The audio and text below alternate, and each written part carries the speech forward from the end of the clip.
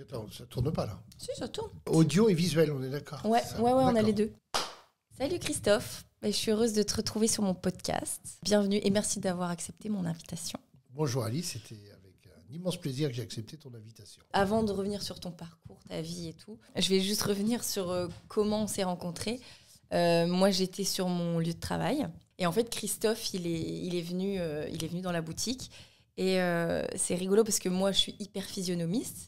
J'ai tout de suite vu que je t'avais vu. Et j'ai tout de suite su où je t'avais vu. Je t'avais vu sur TPMP. Il était invité chez Cyril Hanouna parce que tu avais eu de la pression par rapport aux Russes. Wagner, on en reviendra après. Et comme je suis d'origine russe de par mon papa, je t'avais dit, je te reconnais, je sais qui t'es. Et je trouvais ça marrant de te le dire de cette manière parce que on sait très bien que comme tu étais menacée par les Russes et que je suis russe d'origine, je trouvais ça assez rigolo de te dire ça. Et en fait, tu as tout de suite été intriguée, on a discuté et tout ça, et tu es revenue. On s'est rendu compte qu'on avait plein de points en commun parce qu'on a pu parler d'Afrique du Sud et tout ça. Et du coup, on s'est dit, il faut absolument qu'on se revoie. Et du coup, là, on fait un podcast. C'est un podcast un peu différent de ce que je fais d'habitude, où je choisis vraiment un thème. Je voudrais faire une trame avec des choses que tu as vécues dans ta vie et où tu vas me raconter des anecdotes et tout, parce qu'on te connaît quand même beaucoup par la géopolitique. Et du coup, là, je voudrais qu'on parle de plein d'autres choses sympas qui t'est arrivées dans la vie, mais tout en retraçant ta vie qui a été bien mouvementée.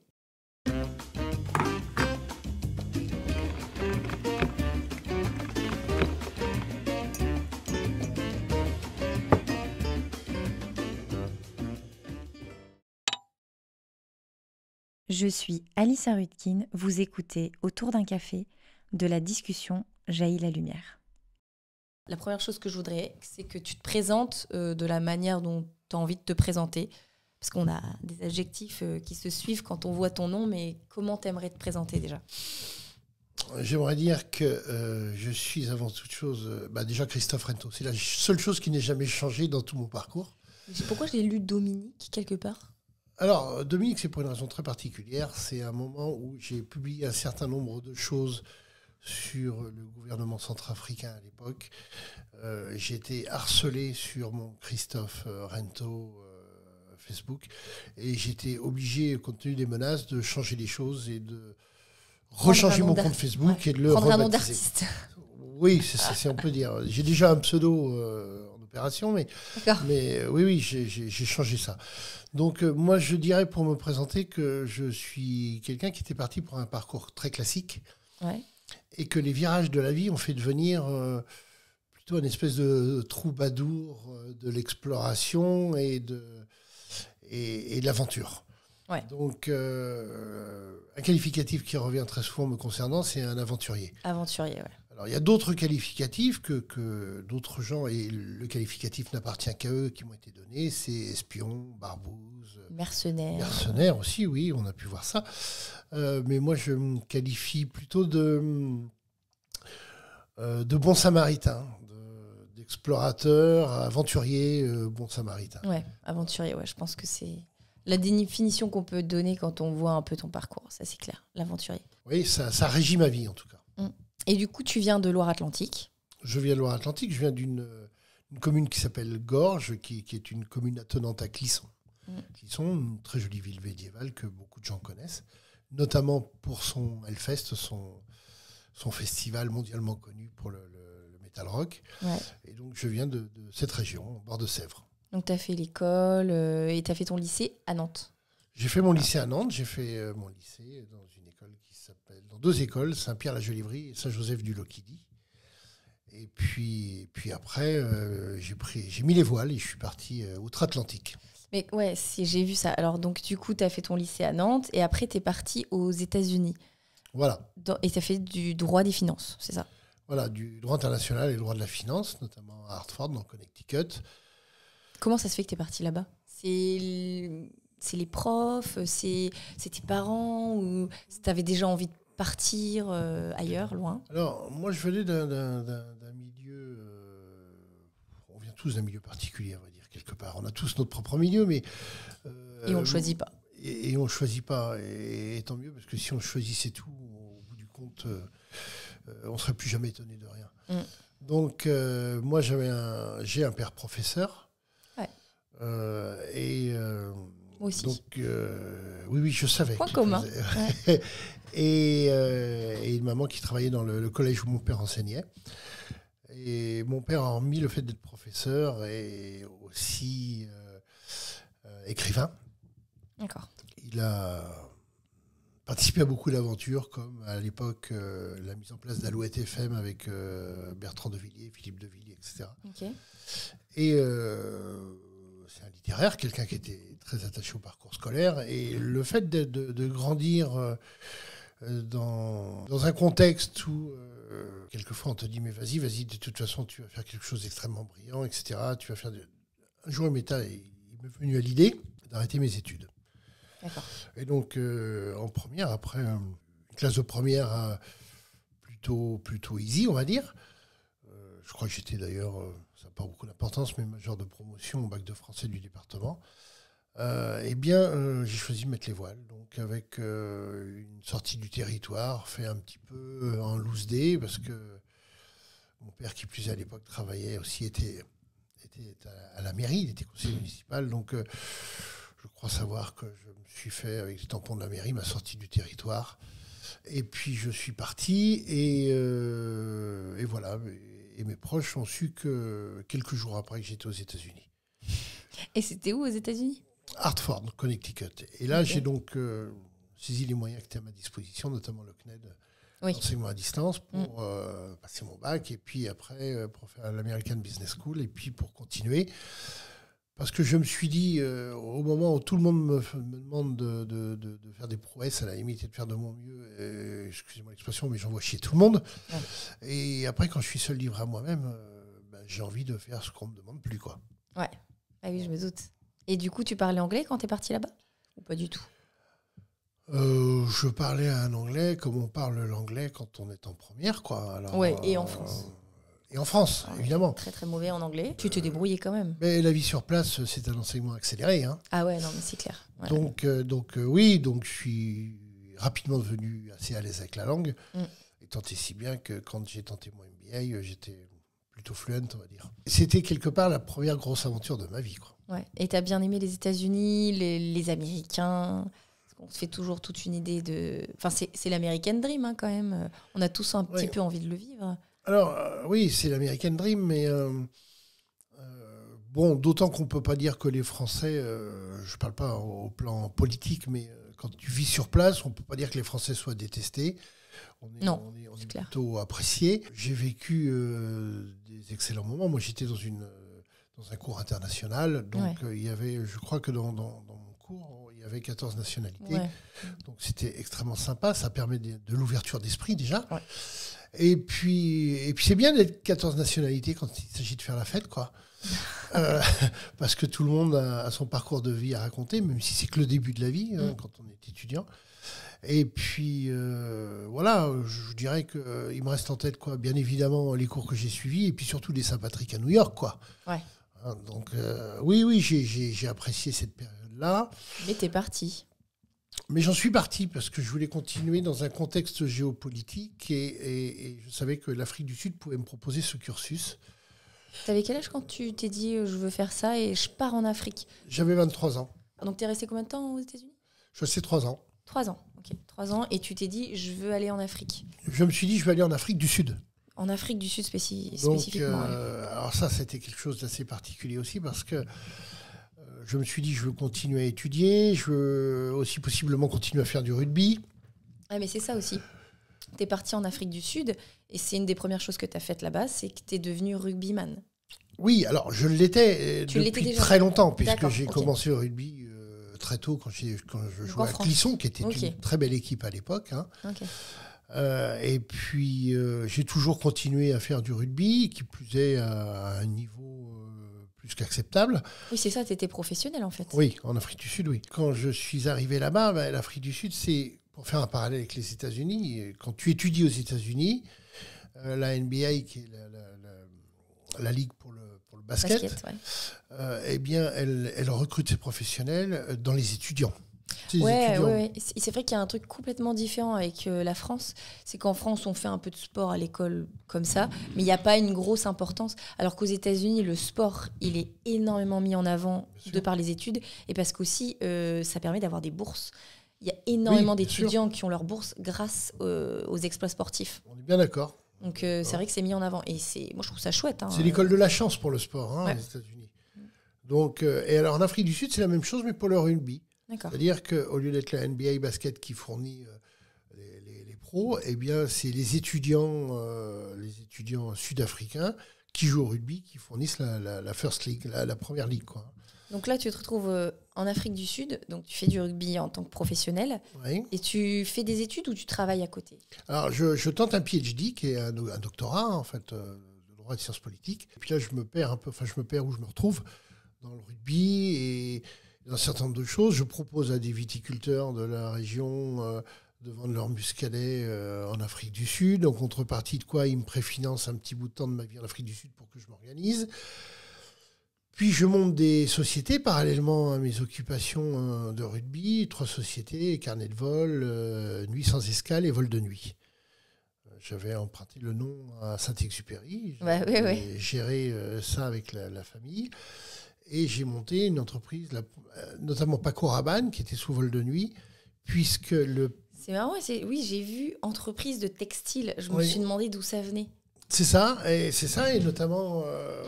en ce qui concerne la haute couture, c'était Paris, mais pour ce qui était la distribution de prêt-à-porter Paco Rabanne, il y avait à l'époque une entreprise qui s'appelait Racineux, qui était à Geneton, dans Loire-Atlantique, qui distribuait Paco Rabanne. Et moi, j'ai pris la licence d'Afrique du Sud pour Paco Rabanne. D'accord. Donc, ça faisait partie de mes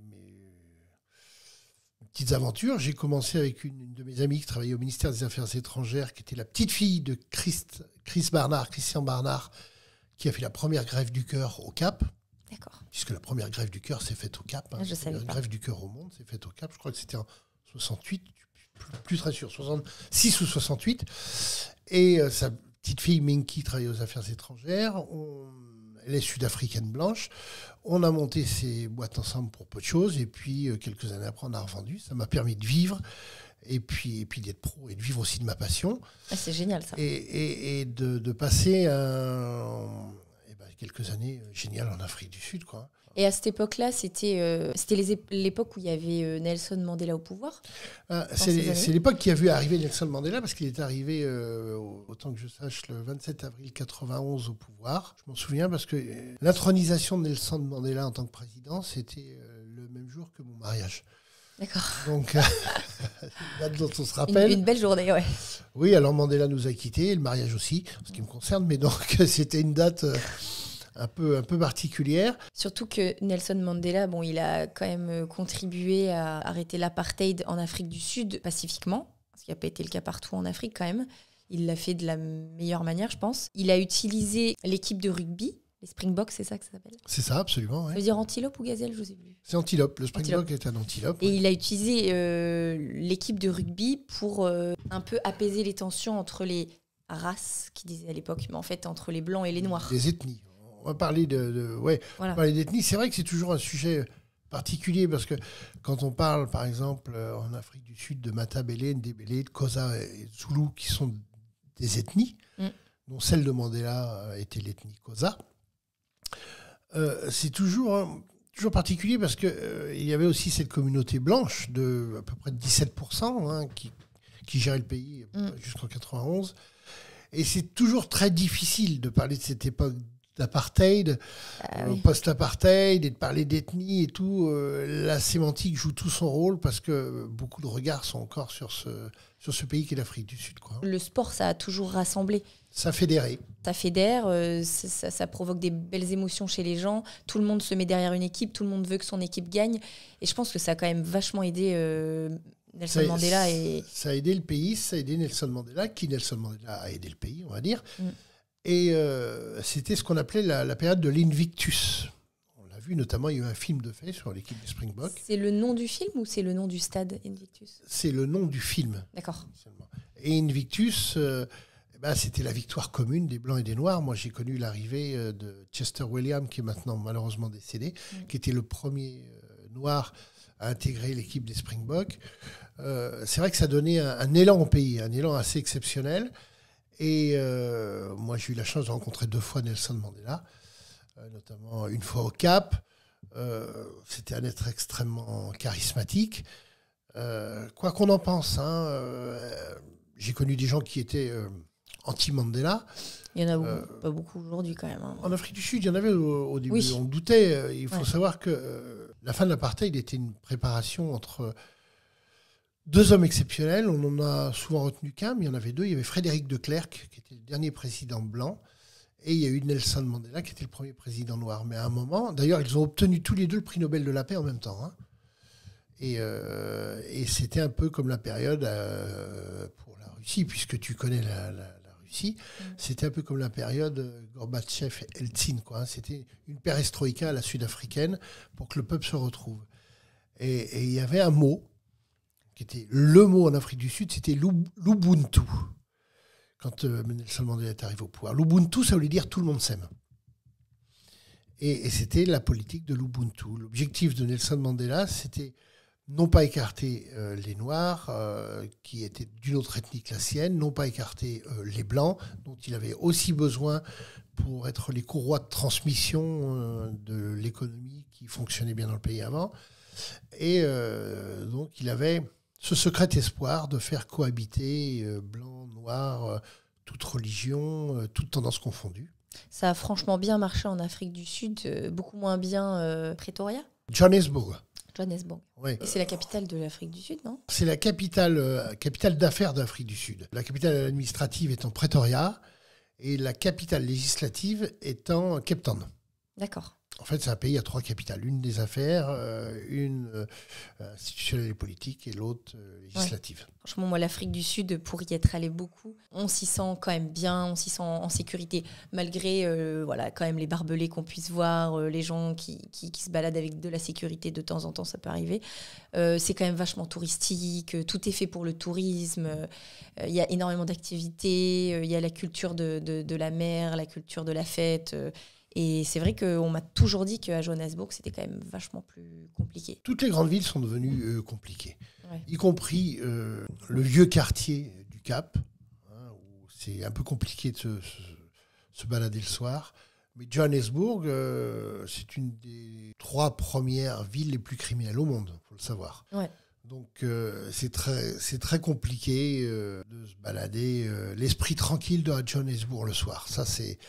C'est un vrai problème quand même. Il faut dire ce qui a été réussi, mais il faut aussi mettre en avant le fait que ça a exacerbé des tensions entre ethnies, Johannesburg, et Johannesburg en est le réceptacle, parce que la lumière brille toujours un peu plus en ville, et pour les démunis, les gens se rapprochent de la lumière, et quelque part, on glisse dans la pénombre. On en avait discuté, moi ça m'avait marqué quand j'étais arrivée en Afrique du Sud, Camps Bay, tous ces endroits-là absolument magnifiques, sublimes. Et en fait, la première chose que tu vois quand tu arrives en avion que tu dois aller à Camps Bay, au Cap de Bonne-Espérance, c'est les townships qui sont gigantesques. Évidemment. C'est des villes en elles-mêmes, hein, les townships. Ah ouais, mais j'avais jamais vu autant de pauvreté. Je sais qu'on a de la pauvreté. Bon, là, on habite à La Baule, donc c'est quand même... Il y a très peu de pauvreté quand même. C'est un peu épargné. Voilà, on est un peu dans une bulle. Et l'Afrique du Sud, franchement, ça m'avait marqué. J'en avais pleuré. Je m'étais dit, mais autant de pauvreté. Pourtant, ils avaient l'air heureux. Les enfants jouaient, les gens étaient occupés. Je ne les voyais pas forcément pleurer ou tristes, mais on voyait qu'il n'y avait pas d'eau, il n'y avait pas d'électricité, les gens étaient pieds nus. Enfin, on se doute que pour le moindre truc, tout a l'air compliqué. Je ne veux pas plonger dans la caricature, oui. Mais on a aussi quelquefois les yeux d'occidentaux qui n'ont même pas besoin de demander les choses et qu'elles leur arrivent sans qu'on les demande. Quoi. Oui, c'est ça. Donc, des fois, on se plaint pour pas grand-chose. Voilà, moi j'ai quand même beaucoup vécu en Afrique et on va certainement développer aussi un peu tout ça tout à l'heure, mais la simplicité de la vie n'est pas nécessairement synonyme de dureté.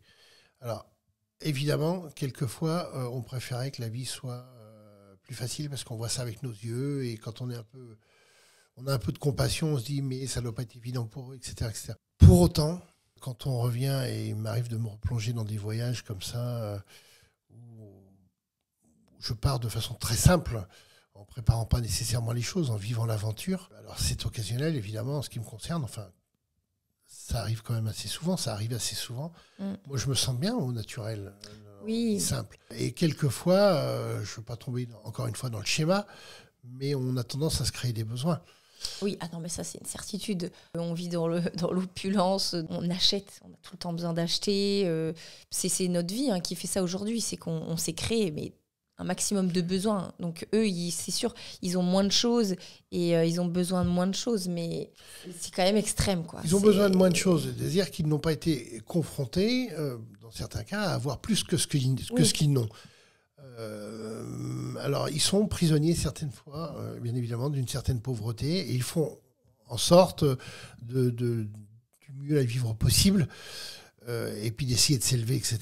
Oui, après, je me suis pas dit, oh là là, ils n'ont pas de télé, pas de téléphone. C'est pas ce que je me suis dit. Enfin, j'ai quand même vu les chiffres, que la criminalité en Afrique, c'est quand même énorme. Les viols, il y en a je sais pas combien tous les jours. C'est surtout ça, en fait. Je me suis dit, le manque de sécurité, le manque de considération. Je sais que les femmes, elles sont quand même un petit peu moins considérées que les hommes. Les enfants, ils sont livrés à eux-mêmes. Il y a énormément d'accidents. Oui. C'est vrai. Et je dirais presque simplement que chaque société a son mode d'évolution et sa vitesse de sédimentation. Oui.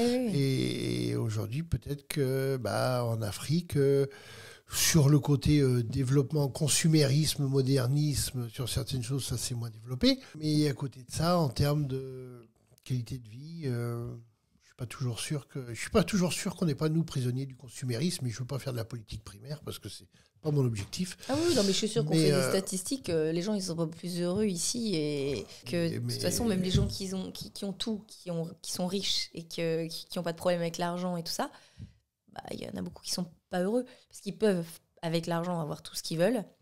Et donc, ils sont pas forcément heureux. Parce que l'épanouissement, ça vient pas de l'argent, ou ça vient de beaucoup d'autres choses aussi. Bien sûr, moi je suis plus à l'aise à manger un tiof, un poisson préparé au cœur de la brousse au Sénégal ou en Côte d'Ivoire, que quelquefois, ça va peut-être pas faire plaisir à certaines personnes, mais à me faire chier dans des soirées mondaines. Ça, c'est clair. Voilà. C'est clair. Donc je ne dédaigne pas non plus ce genre de soirée, bien évidemment. Non, mais t'aimes bien le naturel, j'ai bien compris. Mais j'aime bien le naturel, moi, je suis pareil, naturel, voilà. Du coup, tu pars d'Afrique du Sud, où tu es rugbyman, et tu te retrouves expert en sécurité. Géopolitique. Expert... Qui inclut la sécurité, bien évidemment. Donc, c'est des rencontres qui font que tu te retrouves dans ce domaine. C'est des rencontres qui font que je me retrouve dans ce genre de domaine. Et ça, c'est en Afrique centrale, du coup. Alors, tu migres un peu plus haut. C'est en Afrique australe, donc au-dessus de l'Afrique du Sud, et en Afrique centrale et en Afrique de l'Ouest. Et puis c'est aussi des hasards, des rencontres. Bon, j'ai rencontré un monsieur que beaucoup de gens connaissent, assez décrié, pourtant il a beaucoup servi la France. C'était le dernier grand mercenaire connu en France qui s'appelle Bob Denard. Qu'est-ce qu'on appelle mercenaire exactement ? Alors, un mercenaire dans l'esprit commun, peut-être même dans la définition du Larousse, ça fait longtemps que je n'ai pas vérifié. C'est quelqu'un qui accepte de rejoindre les rangs militaires d'un tiers pays, donc d'un pays qui n'est pas celui de son sol natal ou de son passeport, et qui se bat pour un président et restaurer l'autorité de ce président, ou dans certains cas aussi, puisque c'est souvent ce qu'on a décrié, qui peuvent être présents pour un coup d'État, pour remettre un président en place, en lieu et place du président existant. Donc oui, j'ai rencontré beaucoup de ces gens, j'ai beaucoup appris. Ça correspondait aussi à une époque où ça jouait beaucoup des coudes pour que la France garde une certaine importance en Afrique, même si elle s'est toujours très souvent défendue de ne pas être derrière les gens qui agissaient, y compris des gens comme Bob Denard, qui pourtant n'a jamais agi seul et qui est pour moi un héros de cette époque, quoi qu'on en dise. Et puis qui était quelqu'un qui appréciait les pays où il était, les gens où il était, contrairement à ce qu'on en dit aussi. Mais bon, ça c'est d'autres considérations.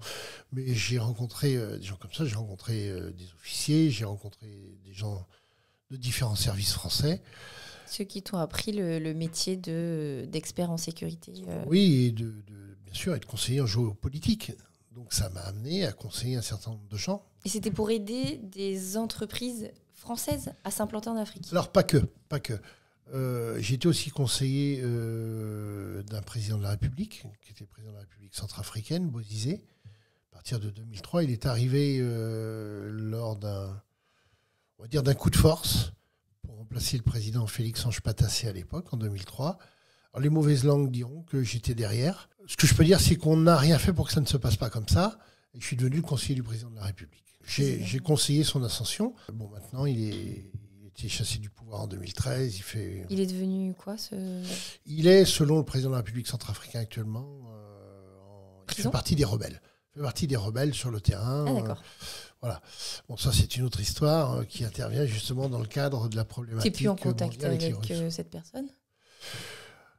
Je n'ai pas nécessairement de contact avec cette personne, mais je sais ce qui se passe et comment ils fonctionnent et comment ils aimeraient ramener un peu plus de démocratie en Centrafrique avec des gens comme Bokassa, le fils de l'empereur, qui est quelqu'un d'assez exceptionnel. Et actuellement, la Centrafrique vit une période néocoloniale, notamment avec les gens de chez Wagner qui aujourd'hui sont en train de prendre le sol, le sous-sol, les mines, etc. Oui, ça, on va en revenir après avec les Russes. Après ce passage dans la sécurité, aider les entreprises à s'implanter en Afrique, etc., on va parler de l'exploitation de mines. De mines en Sierra Leone. Ouais, c'est en 2008 à peu près.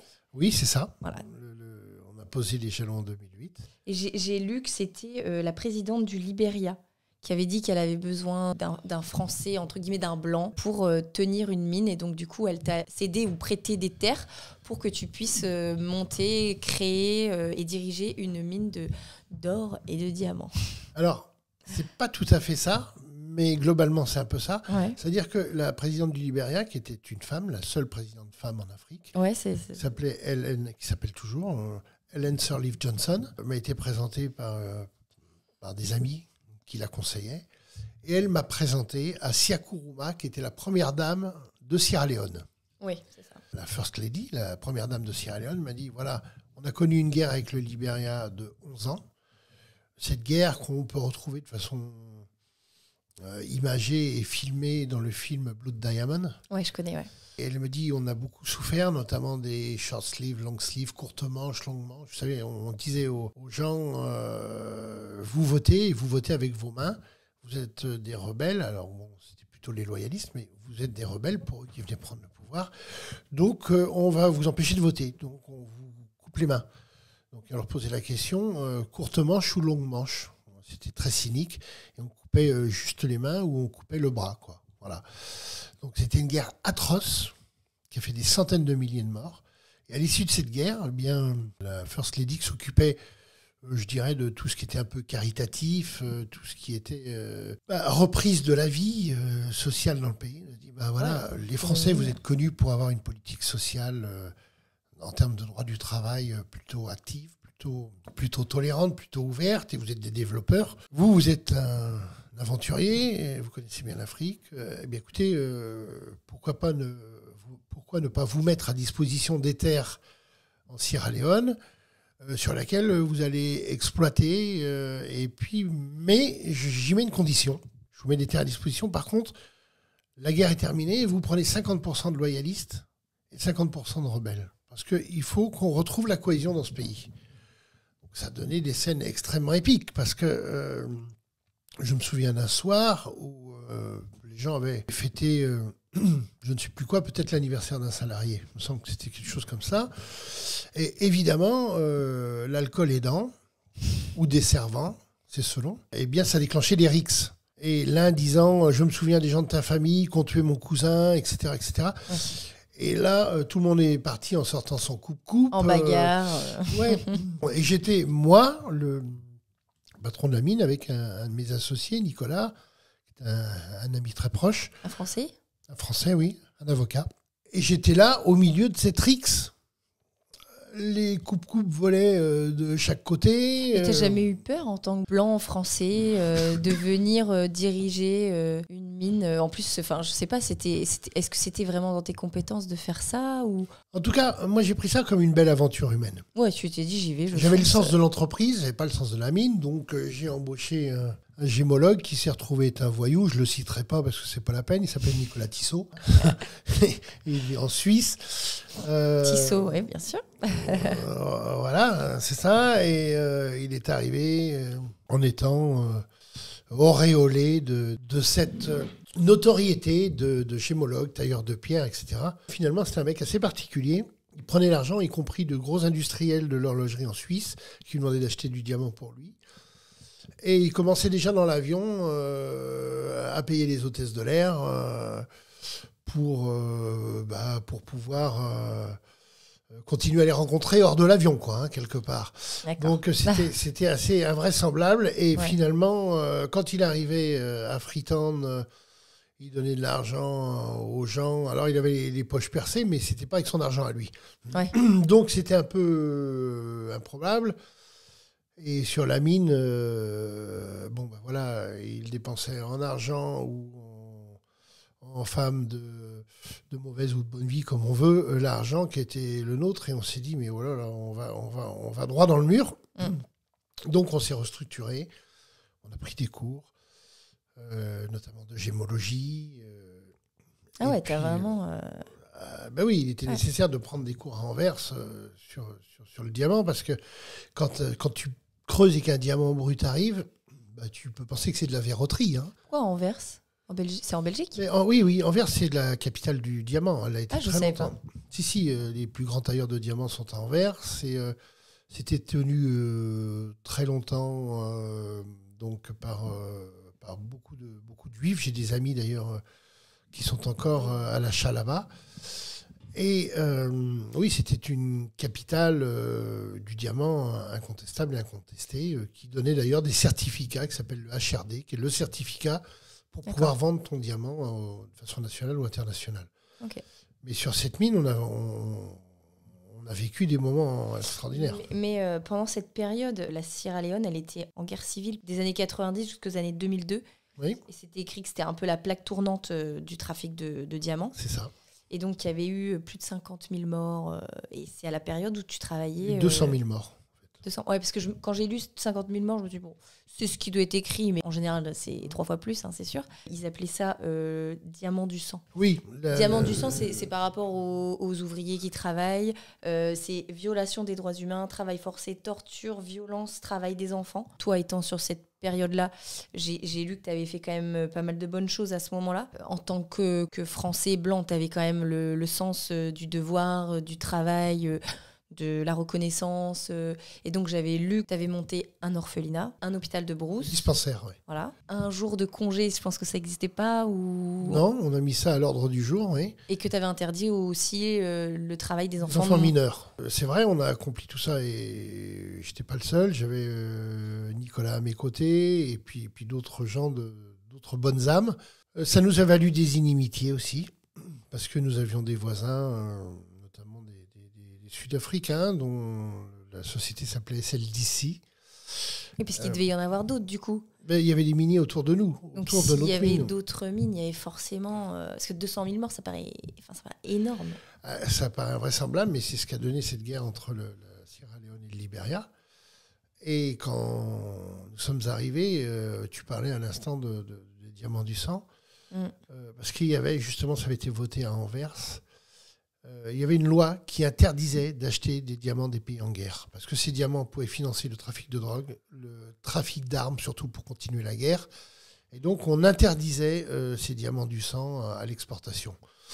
Et quand la guerre était terminée, il a bien fallu relancer la Sierra Leone, et notamment avec ce qu'ils avaient dans leur sous-sol, notamment le diamant.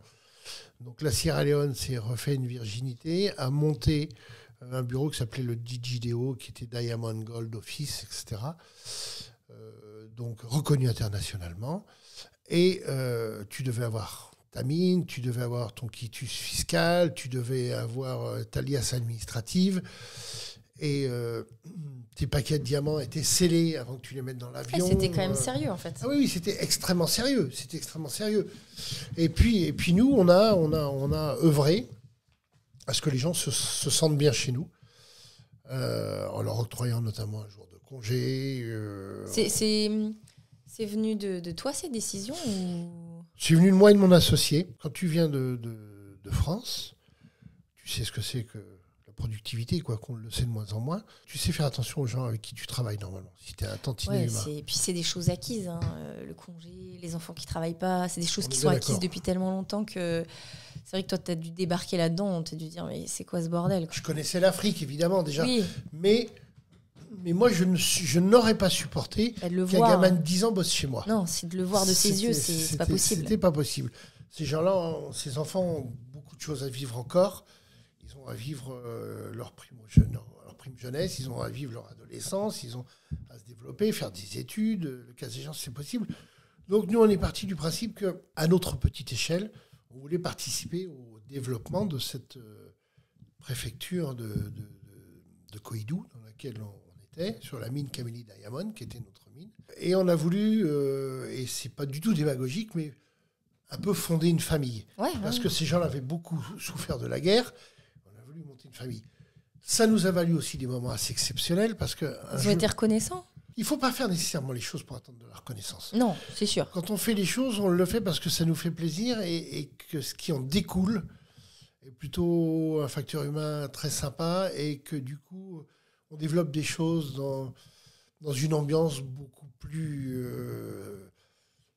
relâchée. De toute façon, quand on fait le bien, c'est la plus belle des récompenses en fait. C'est quand on fait quelque chose de bien, c'est encore mieux que de recevoir quelque chose. Donc, Pour autant, il m'est arrivé un jour de partir avec mon responsable sécurité de la mine pour aller faire des achats en ville. Et plus que pour faire des achats en ville, j'avais pris quelques grammes d'or. Je crois que c'était 15 ou 20 grammes d'or. J'ai voulu faire une carte d'Afrique en or avec l'or de ma mine pour l'offrir à ma maman. Avec ses initiales et puis son nom. Et j'étais fier d'offrir à ma mère une carte qui venait avec l'or de ma mine, quoi. Hein. Oui. C'est quelque chose d'assez grandiose. Ouais. Et pendant que j'étais en train de m'affairer à réaliser avec un orfèvre de la Brousse cette carte en or, on appelle mon responsable sécurité, on l'appelle et Ayo me dit voilà Christophe, boss, on a un problème, il y a une grève sur la mine, il y a un débrayage. Ah, qu'est-ce qui se passe? Oui, ça s'agite et tout, les employés sont en grève. Bon, moi, j'avais jamais connu ça chez moi. Donc, j'ai dit, OK, quelles sont les revendications? Une augmentation des salaires. Très bien, alors qu'on avait donné un jour de congé payé, ce que personne ne faisait, etc. Mais bon, bref, OK. Donc, je prends l'information et je dis à Ayo, il faut dire au contremaître sur zone que je veux qu'on me construise un monticule en terre d'à peu près 1 mètre de haut, sous l'arbre à palabre, parce que l'arbre à palabre, c'est souvent un manguier sous lequel on discute des problèmes en Afrique. Mm-hmm. Qu'on me construise ça, et nous, on va aller faire le plein de bière, d'orangina, de coca, etc. Et on arrive. Donc, je fais réaliser la carte d'Afrique pour ma mère. Ah, c'est bon, ça t'as pu le faire? Tu lui as envoyé? Oui, j'ai pu faire, et je l'ai ramené en France, et elle a eu sa carte. Ça, c'est merveilleux. Et puis, donc, on arrive sur la mine. Et là, effectivement, tout le monde avait débrayé, tout le monde m'attendait quand même, parce que c'est peut-être un peu prétentieux, mais j'ai quand même la prétention de dire que j'étais apprécié par mes employés et que je les apprécie moi aussi beaucoup. C'est une belle chose. Et là, on arrive et tout le monde était là, avait débrayé. Je monte sous le monticule, je rassemble tout le monde et ils me disent on veut 0,20 cents, 0,20 dollars de plus par jour, etc. C'est ce que la SILDC donne à ses employés à côté, etc. Donc, je suis monté sur ce petit monticule et je leur ai dit, voilà, c'est vrai, je confirme, c'est ce qu'ils donnaient, mais ils n'ont pas un jour de congé payé, en plus. Et non seulement ça, mais ils payent 0,20, mais ça fait 3 mois qu'ils n'ont pas payé leurs employés. Moi, vous êtes payés à la semaine. Alors, bon, j'ai vu tout le monde commencer à réfléchir et tout, et j'ai dit, bon, OK, on va faire un geste, 0,10, vous sachez qu'en plus, avec le jour de congé payé, vous êtes les plus payés, vous êtes la mine sur laquelle vous êtes les plus payés en Sierra Leone. Je fais ce geste parce qu'on vous apprécie, parce que ça se passe bien, parce qu'on est bien ici, on est chez vous et on s'y sent bien. Tous ensemble, on essaie d'œuvrer à notre échelle à plutôt une œuvre sympathique. Par contre, c'est terminé ce bordel, quoi. Et je dis au gars qui est à la barrière, parce qu'on avait une barrière à l'entrée du camp, je lui dis, gardien, ouvrez la barrière. Je dis, maintenant, ceux qui veulent quitter la mine, vous pouvez le faire. Sachez quand même que la seule chose pour laquelle je serai intransigeant, c'est que tout employé qui quitte la mine aujourd'hui n'aura jamais une deuxième chance de revenir travailler chez moi. Personne n'est sorti. On a ouvert le coffre, on a sorti les bières, on a sorti les oranginas. Les femmes des villageois sont arrivées et on a fait ce qu'on appelle un bal poussière. C'est-à-dire avec un espèce de manche-disque, comme on a connu, tu n'as certainement pas connu toi, mais un espèce de manche-disque dans lequel tu mets le disque comme ça. C'est un outil dans lequel tu insérais ton disque. C'était juste après les tourne-disques, quoi. Hein. Ouais. Et c'était musique de brousse, et c'était parti. Et tout le monde dansait, on appelait ça le bal poussière, parce qu'évidemment, on n'avait pas le parquet flottant, hein. C'était sur la poussière de la mine, et on était parti pour une nuit endiablée. Et le lendemain, il n'y paraissait plus, et tout le monde était revenu à son poste de travail. Merveilleux, quand ça se passe comme ça, les grèves. Ouais, c'était assez fabuleux. Et puis moi, j'étais verni, je vivais dans mon bungalow de bambou, ouais. Mais j'avais des employés qui restaient la nuit. Parce que ils se relayaient, parce qu'ils voulaient veiller sur moi. Ils allaient pêcher des écrevisses dans la Baffy River. Et vers 5h du matin, quand je me réveillais, j'avais mon petit déjeuner avec Amélia, ma cuisinière, qui me faisait mes œufs, mes petits écrevisses cuits, etc. Donc j'étais choyé. Ouais, et c'est ça, quand je te dis que quelque part, le luxe, c'est quelquefois la simplicité. Ouais. C'était ça. C'était une belle partie de ta vie, quoi. Mis à part que voilà, c'était dans un contexte compliqué. Il y avait quand même de l'horreur qui se passait à ce moment-là. Alors, l'horreur était derrière nous à cette époque-là. L'horreur était toi, c'était juste après, en fait. Oui, c'était juste après. Et tu l'aurais pas fait pendant... Si. Tu l'aurais fait. Très clairement, si. T'avais pas tellement peur de la mort à ce moment-là ou... D'abord, une chose, la peur n'évite pas le danger. Ça, c'est sûr, c'est une phrase qu'on entend souvent. Et puis chez moi, ça m'a porté préjudice quelquefois, mais je veux dire, l'audace et l'envie de faire des choses étaient supérieures à la peur. D'accord. Danger, bénéfice, danger. Oui, moi, je comprends. J'aime faire les choses. Et puis dans l'horreur, c'est peut-être là, quelquefois, on a le mieux à s'illustrer pour faire le bien. Hein. Ouais. Oui, parce que tu as réussi à faire de belles choses, d'accomplir des belles choses. Et... En tout cas, on a fait les choses avec notre cœur. Ouais, c'est principal. On a fait les choses avec notre cœur. On n'est pas devenu millionnaire grâce à la mine de diamants. On a équilibré nos comptes. On a mis en place, effectivement, un dispensaire. On a mis en place... un orphelinat qui allait jusqu'à 65 lits quand même, hein, pour le département en question. Et le dispensaire, on a monté les murs, les fondations, les murs, les pièces, etc. Et on a livré ça après à un centre expérimental d'études de Boston, de médecins qui sont venus par une ONG s'occuper de tout ça, quoi, parce que nous, on n'est pas médecins non plus. Hein. Oui. Et du coup, tu as fait ça pendant 4 ans. Oui. Donc, tu es parti, la mine existe toujours, elle a été reprise, et toi, tu es parti. Alors, nous, on est parti parce que notre bail prenait fin. Et notre expérience, pour nous, arrivait à sa fin. Tu avais envie de passer à autre chose ? Non, financièrement, ça nous avait coûté beaucoup d'argent. On a rééquilibré après, mais j'étais un peu comme Marlon Brando sur le long du fleuve dans Apocalypse Now. À un moment, j'étais complètement déconnecté. Je vivais pour la mine et pour les gens. Oui, c'est marrant parce que une famille en France. Dans notre esprit, je pense même dans l'esprit des gens, quelqu'un qui tient une mine de diamants, une mine d'or. Donc, quand j'ai dit ça, j'ai dit incroyable. On s'imagine tout de suite qu'on peut gagner énormément d'argent. Enfin, je sais pas, moi, je t'imagine en haut d'une montagne de diamants. C'est rigolo. Non, je pensais que... C'est pas ça. Non, c'est pas ça, en fait. On bosse beaucoup, on trie le sable pour y trouver le diamant, l'or, etc. C'est des longues heures. Ils gagnent beaucoup d'argent quand ils font des trucs. Tout doit pas être vraiment clair quand même dans ce domaine-là. Hein. Alors, hormis des orpailleurs en Guyane ou autre chose, des gens chez nous, tout était enregistré, tout était clair. La liste des salariés. Une fois que la guerre était terminée. Oui, une fois que la guerre était claire. Alors, bien évidemment, avant, le Libéria était là, tout était en dessous de table, les gens faisaient travailler. Oui, c'était travail de force et tout ça. Des rebelles. Oui, voilà, c'est ça. C'était de l'esclavagisme, c'est clair. Et puis le mec qui ne satisfaisait pas prenait une balle dans la tête. Hein, c'est ça. Sur Blue Diamond. Donc, non, on était aux antipodes de ce genre de choses-là. Donc, par contre, il y avait encore des blessures à guérir. Il y avait encore des blessures à guérir, ce qui nous a valu quelquefois des déconvenues sur la mine avec des gens qui se battaient, etc. Bon, il a fallu intervenir. Et puis j'ai aussi une autre anecdote sur la mine, c'est qu'un jour, un de mes employés est tombé sur une granulométreuse. Il est tombé du bord dans le trou et puis il s'est ouvert le ventre. Ses viscères sortaient, etc. Bon, j'ai appelé des médecins en France. On a essayé, ça paraît vraiment invraisemblable. On l'a scotché avec du Rupson pour pas que ça sorte. On a essayé du whisky, de l'alcool dessus. Oui, de l'alcool. Alors on m'a dit après que ça n'avait pas été bien, on avait mis de l'alcool dessus. Mais bon, bref, on l'a mis dans la voiture.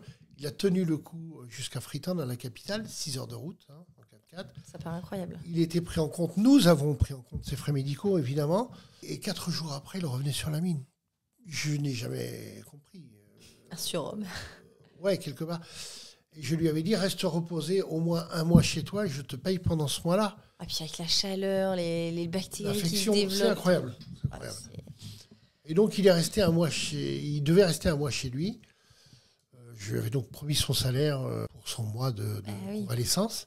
Et finalement, il a voulu doubler les choses. Il est revenu travailler 4 jours après. Et en doubler son salaire, quoi. Doubler son salaire de présence avec mon mec. Et puis, derrière ton dos, il est revenu travailler. Bon, je ne peux pas lui en vouloir parce que, qui plus est, il a laissé sa vie. Et je vais t'expliquer comment. Puis ces gens-là font tout pour améliorer leurs conditions de vie. Oui. Donc tu le revois revenir, du coup. Alors, j'apprends qu'il est sur la mine d'une mauvaise façon, puisqu'on me dit qu'il est revenu travailler et que sur un effort, en poussant une brouette, les coutures ont pété et que, évidemment, les viscères sont tombés et l'autre qui suivait derrière a marché dessus. Enfin, c'est un tableau incroyable. Terminé. Donc, terminé. Et là, à ce moment-là, je me dis, je vais aller présenter mes condoléances à la famille dans le village. Et on me dit, mais surtout pas. C'est un accident de travail, c'est comme ça. Les Sud-Africains ne font jamais ça. Ils ne vont pas voir la famille, rien du tout. Non, je dis, mais moi, je tiens à y aller. On me dit, mais c'est dangereux, Christophe, les gens vont mal le prendre, ils travaillaient pour toi et tout. On embarque dans 3x4 avec mon dispo sécurité, etc. J'arrive sur la place du village, j'avais peut-être une centaine d'hommes qui m'attendaient. Parce que l'information était arrivée avant que les 4x4 n'arrivent sur place. C'est les oiseaux, certainement, qui vont plus. C'est ça, absolument. Les messagers, les pigeons de brousse. En tout cas, notre arrivée était connue. Et là, évidemment, l'arrivée était assez hostile. Donc, j'ai fendu la foule. Je suis allé voir sa famille. Et je leur ai dit, voilà, il est décédé en faisant son travail. Je lui ai demandé de ne pas revenir. Il est revenu. On ne peut pas lui en vouloir. Par contre, moi, ce que je vais faire aujourd'hui, j'embauche son fils pour pouvoir ramener un salaire à la maison. C'était assez inédit, c'était même complètement inédit. Sa femme avait sans doute entendu beaucoup parler de nous. Elle m'a pris dans ses bras, elle m'a remercié. Puis on a débouché quelques bières et on a fait la fête parce que le gars était mort, mais la vie continuait. C'est comme ça et les villageois m'ont très bien perçu. Le chef de village m'a reçu sous l'arbre à palabre. Il m'a fait remarquer que ça s'était jamais fait, que c'était une première. Qu'il y avait des gens qui me recevaient. Et il m'a dit, quand vous êtes arrivé, les gens vous appelaient White Man, White Man. Et quelques mois après, les gens m'appelaient, quand ils me voyaient passer en voiture, ah, Monsieur Christophe, Monsieur Christophe. Et puis 1 an après, compte tenu un petit peu de la proximité qu'on avait avec les gens en brousse, et quand je passais, c'était Daddy, c'était papa, quoi. Ouais. Les gars disaient, ah, papa Christophe et tout. Donc, très jolie expérience. Très jolie expérience. Et mon départ, je le raconte dans mon livre Barbouze, notre départ a été assez particulier parce qu'un matin, on avait équilibré les comptes, le bail arrivait à sa fin, etc. Nous avons laissé le matériel aux gens, que ce soit pelleteuse, que ce soit voiture, etc., que ce soit groupe électrogène. Ouais. On est monté dans les voitures pour regagner la capitale. C'était un grand moment de douleur, de tristesse. Parce que, de partir oui, et puis de voir certains de mes employés, notamment la femme aux mains d'or, celle qui triait le mieux l'or, qui a fait un petit discours et qui m'a dit avant vous, on a connu la guerre et maintenant on connaît la paix. On espère que Dieu prendra soin de vous, Christophe, et vraiment vous êtes le bienvenu à tout moment. Et ouais, c'est un grand moment d'émotion. Et quand on est monté dans la voiture, quand je suis monté, mon associé, lui, était déjà parti en France depuis quelque temps. Quand je suis monté dans la voiture et que j'ai vu tous ces gens qui agitaient leurs mains derrière moi, et pendant 1 kilomètre, une espèce d'aide d'honneur des gens du village avec leurs mouchoirs, c'était extrêmement prenant. Je disais qu'il n'y a guère que mes enfants, mes 2 filles, ou ma compagne, pour me donner des émotions, et des émotions aussi fortes, c'est marqué d'une pierre blanche, quoi. Ça fait du bien, l'émotion aussi. Ouais, c'est vraiment une belle histoire, très belle histoire. Et du coup, tu t'en vas. Et du coup, je m'en vais. Et tu repars où ? Alors, je repars en France parce que j'ai pas rentres en vu France. ma famille. Je revenais une fois par trimestre les voir. Je repars en France. Le retour en France, fait bizarre ou pas? Après autant de temps passé en Afrique. Oui, alors ça faisait déjà de nombreuses années que je sillonnais l'Afrique, mais être resté aussi longtemps sur un spot, ça faisait très longtemps que ça ne m'était pas arrivé. J'y étais parti aussi parce que, en 2007, la présidence change en France. Hein, c'était le président Chirac avant, pour lequel j'ai œuvré en conseil géopolitique. C'était le président Sarkozy qui arrive aux affaires. Et puis tous les conseillers du président Chirac sur l'Afrique, après une rencontre brève avec un directeur de cabinet à Paris, on a été remerciés pour nos bons services quelque part, et notre contrat n'a pas été reconduit. Donc j'étais parti pour ça en Sierra Leone, pour monter cette aventure avec cette connexion avec la présidente et la première dame, Libéria et Sierra Leone. Et puis, donc pendant cette période, évidemment, comme j'étais plus accrédité, ou tout au moins je travaillais plus en tant que conseil freelance pour la présidence, j'ai fait autre chose. Et puis après, je suis parti pendant de nombreux mois dans le désert mauritanien. Ça, c'était fabuleux aussi. Toujours retour en Afrique. C'est vrai que mes voyages m'amènent toujours en Afrique. Ouais, m'ont ramené toujours en Afrique jusqu'alors. En même temps, je comprends pourquoi. L'Afrique, c'est tellement un magnifique pays qui va nous apporter encore plein de bonnes choses, je pense, dans les années à venir, qui est riche en beaucoup de choses. On va avoir besoin de l'Afrique, ça c'est une certitude. Les années passent. 2018, tu dénonces la volonté de la Russie d'éliminer la France en Afrique. Donc concrètement, la France a colonisé certaines parties de l'Afrique. Nous en sommes repartis gentiment. Aujourd'hui, il y a cette tendance de la Russie et aussi de la Chine de venir coloniser. Donc, de toute façon, c'est le néocolonialisme, c'est ça. C'est la Russie et la Chine qui viennent un petit peu coloniser à droite à gauche l'Afrique. Et donc, toi, tu as dénoncé ce phénomène. Je ne sais pas où est-ce que tu l'as dénoncé d'ailleurs. Tu l'as dit... Dans la presse. Dans la presse, simplement. Oui. C'est pour ça que tu as été invité, on a parlé de toi partout, parce que tu deviens ennemi de la société privée que tout le monde connaît, Wagner. Donc, c'est une société privée qui défend les intérêts de la Russie à l'étranger. En gros, c'est ça. Absolument. Quand je t'avais vu sur TPMP, tu parlais de ton livre, mais tu parlais du fait que tu avais dit qu'on t'avait tiré dessus, ou on avait tiré près de toi pour te menacer, te faire taire, parce que tu avais été accusé d'être à la fois derrière responsable. Il y avait eu un attentat dans une église ou... À Fatima, dans une église à Bangui, oui. Voilà, c'est ça. Et puis, après l'assassinat de 3 journalistes... Oui, 3 journalistes russes, oui. 3 journalistes russes qui étaient venus, soi-disant, enquêter sur les affaires Wagner. Et en fait, ils t'avaient accusé d'être aussi derrière l'assassinat de ces 3 journalistes. Du coup, tu étais un peu sous les projecteurs. Est-ce que tout ça est vrai? Tu en as déjà parlé. Ça paraît toujours incroyable de se dire qu'on est l'ennemi de ce groupe qui paraît quand même... Alors, j'ai lu, en 2021, les USA ont considéré que le groupe Wagner était criminel. Et là, maintenant, avec l'Ukraine, concrètement, on dit vraiment que Wagner, c'est une organisation terroriste. Oui. Moi, je l'ai dit en 2018. Quand ils sont arrivés en Centrafrique. J'ai dit la même chose en 2018. J'ai dénoncé leur arrivée en Centrafrique. J'ai averti la France. J'ai expliqué aux services secrets français comment ils arrivaient avec leur matériel militaire, avec les modules de formation, avec leurs intentions de monter des mines, prendre le sous-sol du pays, etc., et qu'ils allaient être les fossoyeurs de la Centrafrique. Dans des documents faisant plusieurs pages, détaillés, pas des documents généraux, vraiment détaillés. Et évidemment, c'est jamais bon d'avoir raison trop tôt.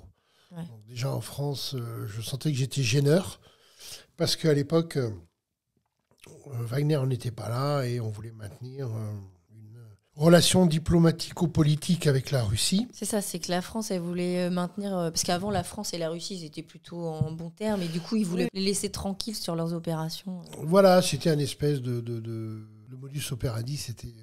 On se fout la pêche chacun et on voit, la France était sur le reculoir en Afrique. Oui, c'est ça. Maintenant, j'ai dit attention, on court aujourd'hui un grave danger, on va être tous foutus dehors, l'Afrique va être pillée, comme on ne l'a jamais vu. La période française de colonisation, c'était, on voudra employer ce mot, mais c'était des enfants de cœur à côté de ce que font les Russes maintenant. Et à ouvrir trop ma gueule, évidemment, je me suis fait comme ennemi Yevgeny Prigojine, qui est le patron de Wagner. Et donc, Ça n'a pas du tout été évident à gérer, puisqu'il y a eu cette histoire de mandat d'arrêt international. C'est ça, c'est à Madagascar. Oui. Tu t'es retrouvé à Madagascar pour un voyage, et on t'a arrêté. Je me suis fait arrêter à l'arrivée. Et j'ai vécu une partie de ce que d'autres ont pu voir dans un film qui s'appelait Terminal, je crois, où quelqu'un reste pendant 1 an dans un aéroport, je crois que c'est aux États-Unis. Et ben moi, je me suis retrouvé 7 jours à vivre... sur une chaise, j'ai lu, non ? Voilà, sur une chaise, puis à dormir sur le carrelage du bureau des officiers de la PAF, etc. Parce que j'étais gênant. Ils t'ont questionné, ou ils t'ont menacé, ou ils ont voulu te faire comprendre qu'il fallait que tu fermes ta bouche, ou... Alors non, j'ai eu effectivement des interrogatoires par le procureur, la procureure de Madagascar a dit « Mais monsieur Renclos, nous on n'a rien contre vous, quoi. Hein. Je veux dire, on va vous relâcher, etc. » Mais il y a eu des pressions fortes, notamment le ministre de la Sécurité publique qui avait reçu des Centrafricains payés par la Russie 2 millions de dollars pour me garder. Donc le droit, n'en parlons pas, hein, c'était inconnu dans cette histoire. D'ailleurs, on n'a jamais vu quelqu'un gardé en garde à vue pendant 7 jours pour une histoire géopolitique. J'ai certains, et je pense à des gens aussi qui ont des parcours un peu particuliers. Je pense aujourd'hui à un Français qui est encore dans les geôles de Madagascar, avait plus d'1 an et demi, qui a une société de sécurité, un colonel français, un officier. Les choses peuvent vite déraper. Mais pas parce que vous avez fait le mal, mais parce que, pour des raisons politiques ou pour des raisons de paranoïa ambiante, on vous désigne comme étant un espion, comme étant un détracteur de l'État, etc. Et le principe du droit est très souvent bafoué dans ces conditions-là. Donc moi, je suis resté là 1 semaine et j'ai appris, je suis arrivé le dimanche, j'ai appris le vendredi soir, donc pas tout à fait 1 semaine, mais que le samedi, un avion avait décollé Bangui, en passant par Addis Abeba en Éthiopie, et venait me chercher sous gouvernance des Russes pour me ramener à Bangui avec le procureur de Bangui dans l'avion, une informaticienne pour dépouiller mon téléphone ou mon ordinateur, etc. Et puis des hommes armés. Et là, j'ai commencé quand même à flipper un peu. C'est ce que j'allais dire. T'as eu peur pour ta vie ou t'as eu peur d'être... Très clairement, mon avocate... C'était une avocate française ou... Oui, Stéphanie Leménière. Et j'avais 2 avocats malgaches, de très très bons avocats, qui sont devenus de très grands amis, Miandra et Solo. Tout le monde se disait, de toute façon, tu vas mourir empoisonné dans les geôles centrafricaines. Donc il faut absolument... Que tu n'ailles pas en prison, quoi. Que tu n'ailles pas en prison. Alors moi, j'avais monté un groupe WhatsApp depuis 5 jours. J'avais plus donné quelques subsides à quelques personnes dans l'aéroport qui m'avaient pris une SIM du pays pour faire un groupe non à l'extradition, etc. Donc, mais avec tes contacts, à ces périodes-là, c'était quel président qui était au pouvoir en France ? Ouais. C'était en 2018, c'était le président Macron. D'accord. Et quand il arrive des choses comme ça, le président, il est au courant ou... Il était forcément au courant, puisque j'ai une de mes amies productrices de cinéma qui a alerté Madame Brigitte Macron. Et je dois avouer que... Tu penses que ça a aidé ? Je sais qu'elle n'est pas restée sourde à cet appel et qu'elle a fait beaucoup de choses. J'ai aussi quelques diplomates qui m'ont aidé. J'ai aussi beaucoup de journalistes qui m'ont aidé. Parce que tu es quand même rentré en France. Oui, phénomène exceptionnel parce que dans ces conditions-là, un certain nombre d'amis que je connais ne sont pas rentrés. Hein. Ouais, c'est... Donc, quand tu es menacé par le groupe Wagner, en général, ça se finit pas hyper bien pour toi, quoi. Non, et d'autant que quand je suis sorti, que l'armée française, un colonel français est venu me chercher en me disant on exfiltre monsieur Rento, etc. Go, c'est parti. 2 hommes, dont un Français qui était avec des Russes sur le terrain, a dit bravo à vous, vous nous avez devancé. L'objectif, nous, c'était de le récupérer. Donc, t'as eu chaud aux fesses, quoi. Oui, très clairement, j'ai eu chaud aux fesses pour des choses qu'on me reproche qui sont aberrantes. Complètement aberrantes. Oui, mais j'ai lu que tu avais dit, je pense dans ton livre que ça fait certainement dit qu'on te considérait comme le coupable idéal, quoi. Ils ont voulu faire de toi le bouc émissaire. Voilà, c'est ça. Mais avant de se ressaisir, la France n'a pas été nécessairement très, très nette sur cet objectif-là. Ouais. Parce que je suis resté 6 jours et puis l'ambassadrice française à Madagascar à cette époque-là renseignait les gens de ma famille qui appelaient en disant si, il va très bien, vous inquiétez pas et tout, alors qu'elle ne m'avait ni vu ni entendu. Mais ça fait partie de ces gens, quelquefois, au Quai d'Orsay, qui vivent avant toute chose de la tranquillité sous les tropiques, qui n'ont pas envie d'être emmerdés. Et quand c'est une affaire d'État qui arrive, ces gens-là se planquent. Et je dois avouer que cette ambassadrice, je ne sais pas si elle est toujours en poste là-bas, mais d'une nullité crasse. Je crois que la seule chose à faire avec ce genre d'individu, c'est passer une soirée, boire des coups, et puis c'est tout. Parce que pour le reste, elle coûte cher à la France pour des résultats minables. Ça, malheureusement, il y a des bons et des mauvais partout. Hein. Ça, on est bien d'accord. Quand tu vis cette période que tu rentres en France, je ne sais pas où est-ce que tu étais exactement, mais où tu as dit qu'on t'avait tiré dessus pour t'intimider, c'était encore après ça ? Alors la période, oui, c'est bien évidemment quand je suis rentré en France, c'était en juillet 2019. 2019, ouais. C'était à Corcouët-sur-Logne, où j'avais donc une maison. Du coup, c'est une période où tu flippes un petit peu quand même, du coup. Je crois que je ne dois pas être doué pour la détection du danger qui me touche moi personnellement. Je passe au-dessus. Tu as écrit on n'apprend pas à vivre avec une cible dans le dos. On apprend juste à vivre au jour le jour. Et... Oui, c'est vrai. C'est vrai, à cette période-là, je vivais complètement le carpe diem. Voilà, et puis c'est vrai qu'un jour... On peut vivre comme ça en ayant une famille. Qu'est-ce qu'ils pensaient, ton ex-femme ou tes filles, qu'est-ce qu'elles pensaient de tout ça ? Ça, c'est pas facile à vivre. Quand tu es tout seul et que tu vis pour toi, tu te dis, bon, au pire, je m'en vais, c'est la vie, c'est comme ça. Mais quand tu as une famille, des enfants, comment tu le vivais ?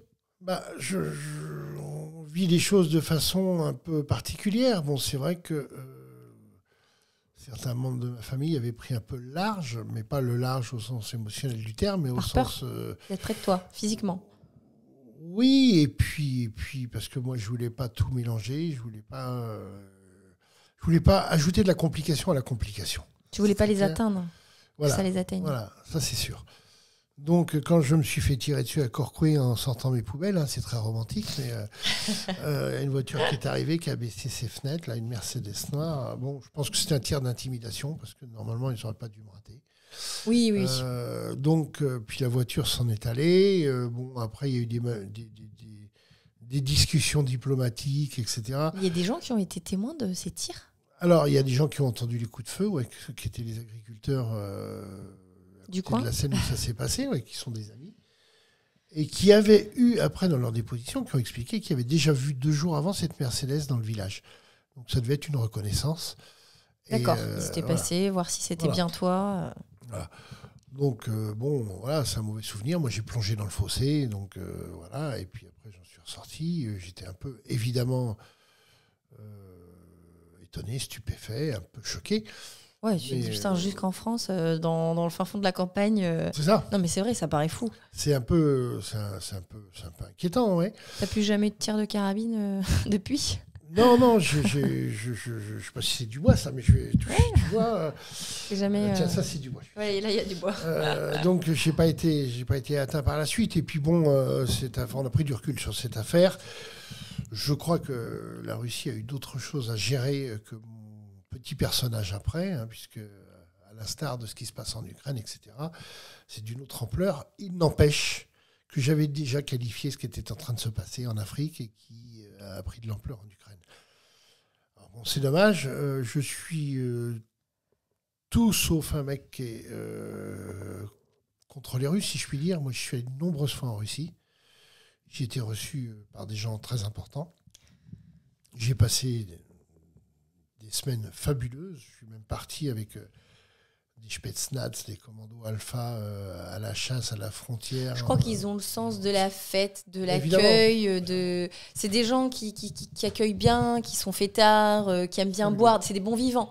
Après, tu disais que c'était triste, mais que demain, les Africains vont se réveiller et ils auront leur pays complètement pillé.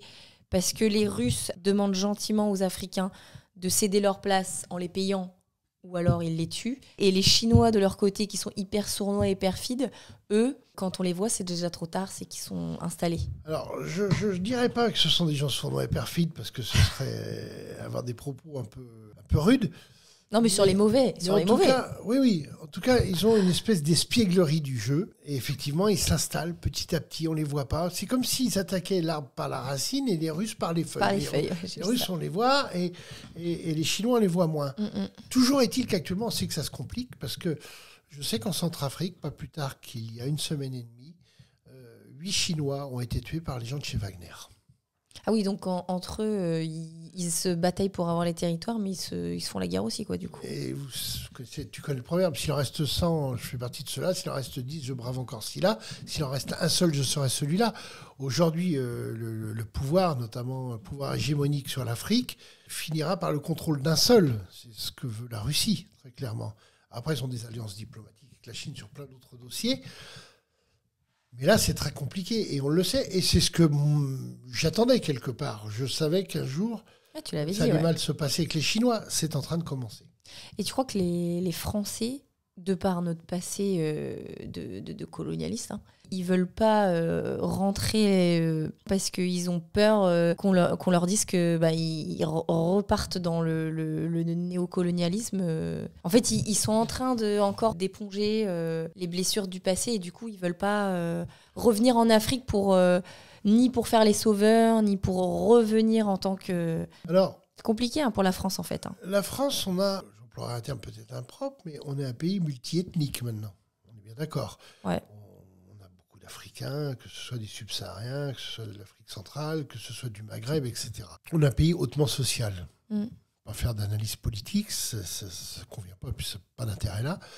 Mais aujourd'hui, on a un recul de celui qui a colonisé des pays, un certain nombre de pays. On a un certain nombre des gens des pays que nous avions colonisés qui sont maintenant chez nous. On a un équilibre à essayer de garder. Et aujourd'hui, de toute façon, dès qu'on intervient en Afrique, c'est la France va recoloniser, c'était les colonisateurs, ça. etc. C'est assez délicat, ouais. On est en train de faire notre mea culpa sans cesse. Et aujourd'hui, c'est une certaine lâcheté.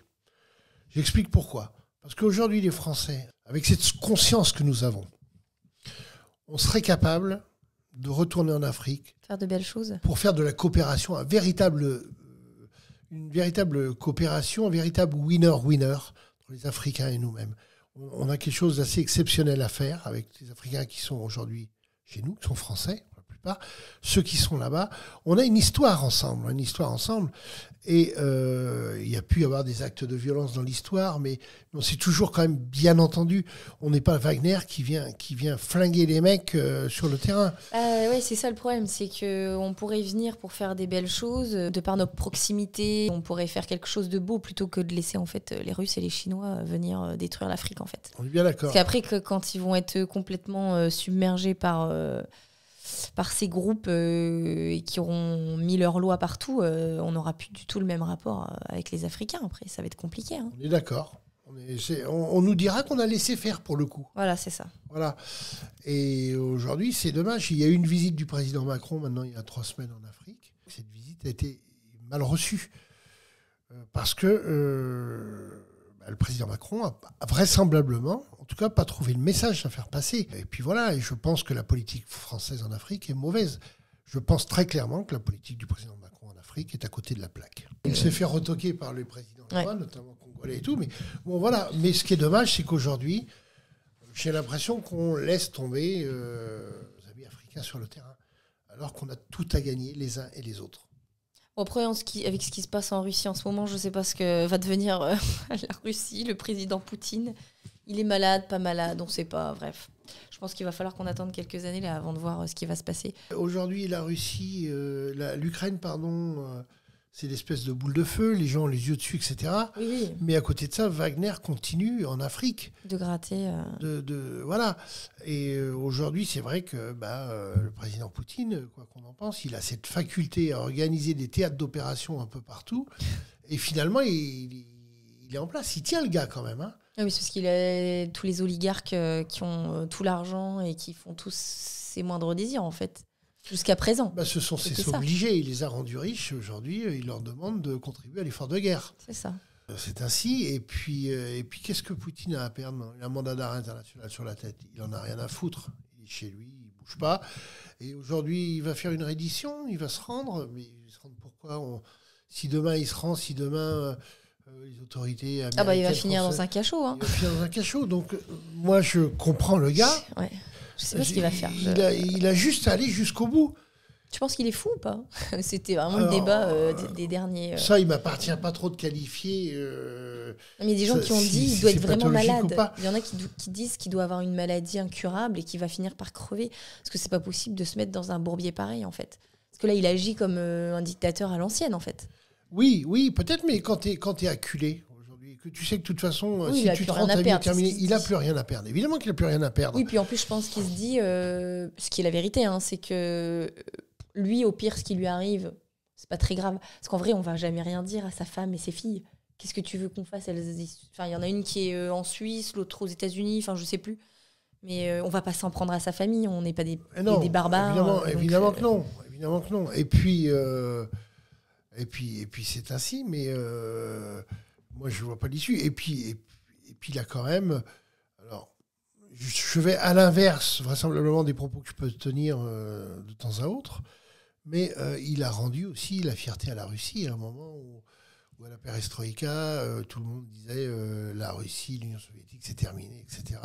Et on a presque été humiliant vis-à-vis de la Russie. Et l'OTAN n'a pas toujours été très clair vis-à-vis de la Russie. Donc aujourd'hui, les Russes ont trouvé en Vladimir Poutine quelqu'un qui faisait briller à nouveau l'identité nationale.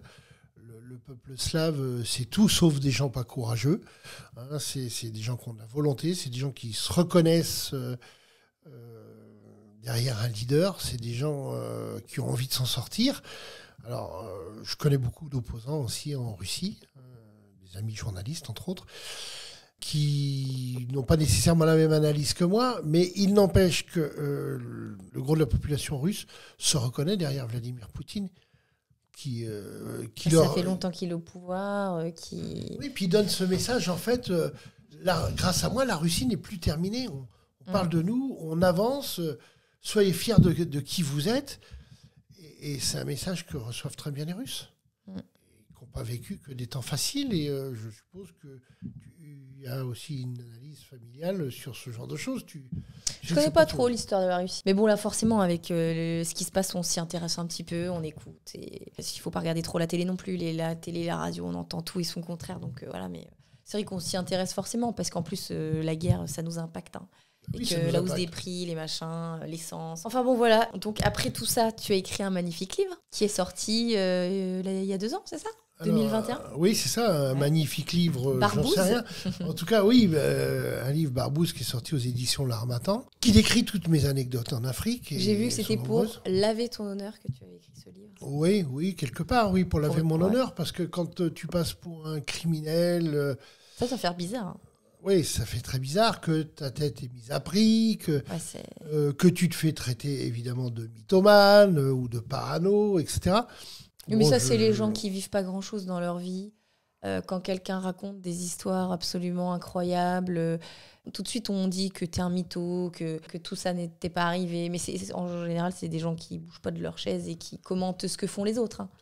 Donc, voilà, je te remercie de le souligner, c'est un peu ça. Et puis j'ai passé un cap à un moment, ça me rendait un peu malheureux. Pas spécialement pour moi, mais pour les miens, hein, pour ma famille, etc. De donner en pâture, et puis quelque part que ça touche l'honneur de la famille. C'était une thérapie d'écrire le livre ? Alors, ça a été un exutoire, une thérapie certainement. Et puis à l'issue du livre, je me suis dit que, quoi que puissent penser mes détracteurs, je les emmerde. C'est ce qu'il faut se dire, t'as raison. Et puis la vie continue, et puis il y a plein de belles expériences à vivre encore. La seule chose à laquelle il ne faut jamais renoncer, enfin 2 choses, c'est à sa liberté et à générer du bonheur. C'est magnifique. Ça aurait pu être la phrase de fin, mais je vais quand même parler de Netflix. Semblerait-il qu'on t'a approché pour raconter ton histoire, parce que bon, du coup, t'as écrit ce magnifique livre. J'aime bien dire ce magnifique livre parce que quand les gens racontent leur histoire, je trouve ça magnifique de le faire, de le partager pour tes filles, pour tes futurs enfants. Moi, j'adore lire la vie des gens, tu vois. C'est le style de livre que j'aime lire. Il y a des livres qui me font un peu, qui me pompent un peu, tu vois, de les lire. Je trouve ça un petit peu, tu vois, là, des livres sur la géopolitique et tout, je peux pas les lire. Je trouve ça un peu chiant à lire. Je peux comprendre. Mais les histoires de vie, Parce qu'en plus, tu as plein d'anecdotes. On n'a pas eu le temps de raconter toutes tes anecdotes, mais tu les as certainement écrites dans le livre. Je pense que tu écris un autre livre, je crois. Oui, je suis à l'écriture du 2e, oui. Voilà. Donc, tu vas certainement encore écrire plein de choses et peut-être même d'autres livres après. Mais on t'a approché pour ton histoire. C'est que... Je crois que c'est Gilles Lelouch. Claude Lelouch. Claude, je confonds toujours les deux. Ouais, Claude Lelouch m'avait approché pour faire un film sur ma vie. Et puis, concomitamment, j'ai été approché par une productrice qui travaille beaucoup pour Netflix, qui, entre autres, avait fait Engrenage... sur Netflix, les premières saisons en tout cas. Son nom de famille c'est Delépine, je cherchais son prénom, bon, ça me reviendra. Et effectivement, on travaille à scénariser le livre, à réécrire le livre pour qu'il soit adaptable sur Netflix. T'es consommateur de Netflix ? Oui, je suis consommateur de Netflix, oui. C'est quand même la plateforme, enfin moi en tout cas ma génération, moi je regarde pas la télé par exemple. J'ai une télé mais je regarde quasiment jamais, mais Netflix pour moi c'est le Graal, tu vois. C'est vrai, hein. Alors c'est vrai que c'est vu par beaucoup de monde, et puis il y a un choix assez exceptionnel suivant les thématiques. Donc c'est vrai que je serais assez fier de participer à ce genre d'aventure. Franchement, ça serait génial. Si on te fait une série Netflix, qui est-ce que tu veux dans ton rôle ? On avait parlé de 2 choses. On avait parlé de quelqu'un qui allait couvrir les 10 dernières années, qui aurait pu être Clovis Cornillac. Ah ouais. Et il avait été question que je puisse, moi, jouer mon propre rôle à la fin. À ton âge ? Oui, à mon âge. T'as fait du théâtre ? Beaucoup. Bon, bah voilà, t'es à l'aise avec ça. Je sais pas si je suis à l'aise avec ça, mais en tout cas, l'exercice me plaît. Ouais, bah oui, pour la fin, quoi. Voilà. Par contre, comment fait Clovis Cornillac pour les années de jeunesse ? Parce qu'on va pas se mentir, je pense qu'il fait plus vieux que toi maintenant, non ? Alors, il semblerait qu'il fasse pas nécessairement plus vieux que moi pour les 5 années précédentes, là. Et pour avant, ça reste encore justement en discussion pour savoir qui, quoi, comment. Mais c'est compliqué de mettre 3 acteurs pour un seul, tu vois. Ouais, c'est compliqué.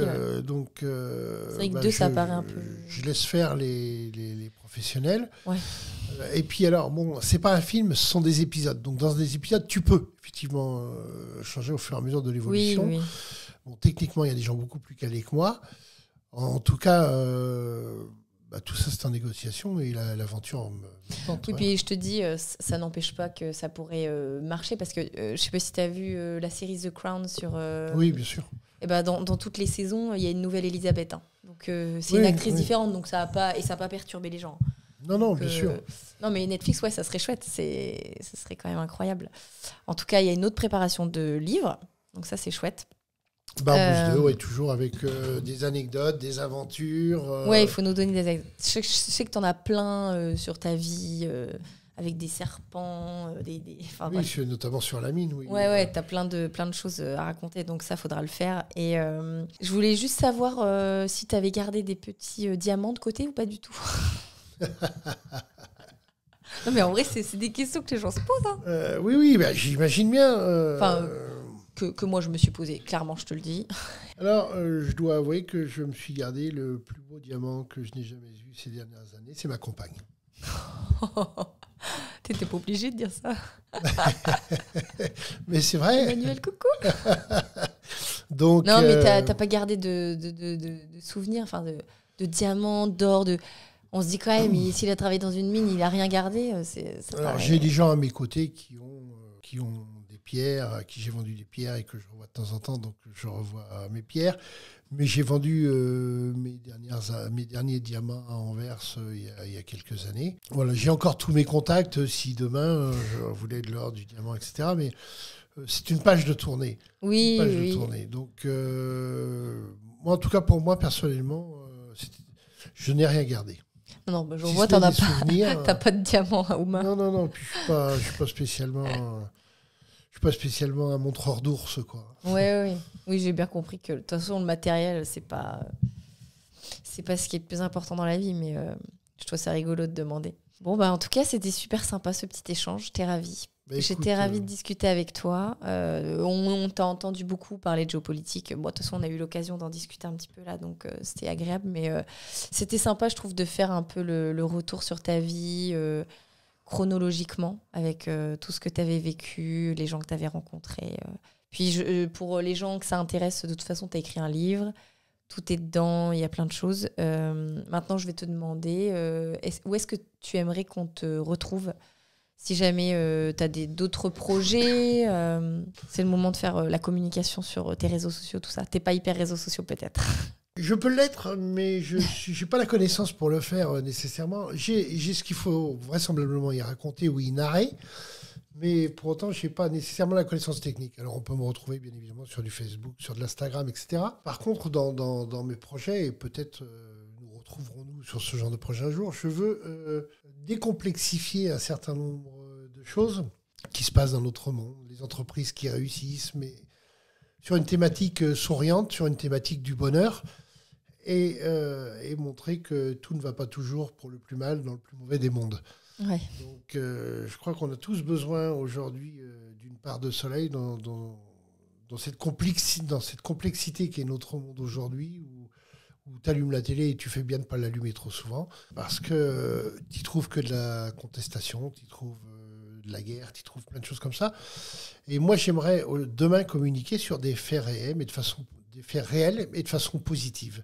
C'est-à-dire apporter un peu de sourire et d'enthousiasme, et puis une dose d'opportunisme sympathique. L'actualité, un peu d'information, mais tout ça avec un petit soleil. Épicurien, de la gastronomie, du voyage, du mouvement, avec des gens incroyables qui ont des parcours de vie aussi assez incroyables et insolites, quoi. Épicurien, oui. J'étais ravie de discuter avec toi, c'était un réel plaisir. J'espère que tu as apprécié ce moment.